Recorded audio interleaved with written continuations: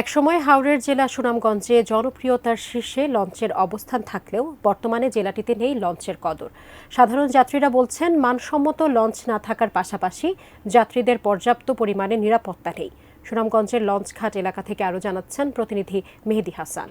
এই মুহূর্তে আছি সুনামগঞ্জের পৌর শহরের লঞ্চঘাট এলাকায়। এই লঞ্চঘাটে এখান থেকে প্রতিদিন বিভিন্ন জায়গায় আসলে আগে লঞ্চ যেত।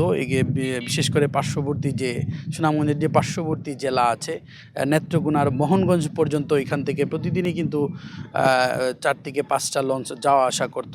কিন্তু এই সময়ের পরিবর্তনে কিন্তু এই ঘাটের যে জৌলস, সেই জৌলস কিন্তু হারিয়েছে। এখানে আপনি দেখতে পাচ্ছেন আমার পিছনে আজকে দুটি লঞ্চ দাঁড়িয়ে আছে। গতকালকের যে রাতের লঞ্চটি আছে সেটিও কিন্তু যায়নি।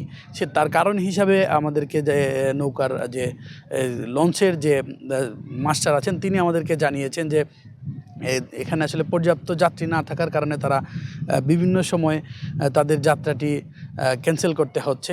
আমরা কথা বলেছিলাম এখানের যে যারা যাত্রীরা আছেন তাদের সাথে, তারা বলছেন যে বিভিন্ন সময় লঞ্চ বিনা কারণেই বন্ধ থাকে, ভালো একটি ওয়াশরুম নাই এবং মানসম্মত কোনো লঞ্চ আসলে সুনামগঞ্জে নাই।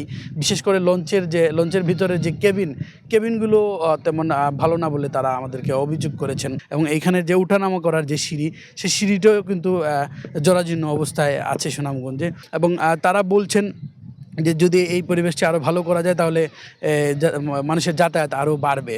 এবং আমরা আরও কথা বলেছিলাম এখানের যারা আশেপাশের যারা দোকানে আছেন তারা বলছেন যে এখানে একসময় প্রচুর মানুষের সমাগম ছিল এবং এখানে বিভিন্ন হোটেল ছিল, যে হোটেলে আসলে এই যাত্রীরা এসে বসতেন এবং খাবার দাবার করতেন।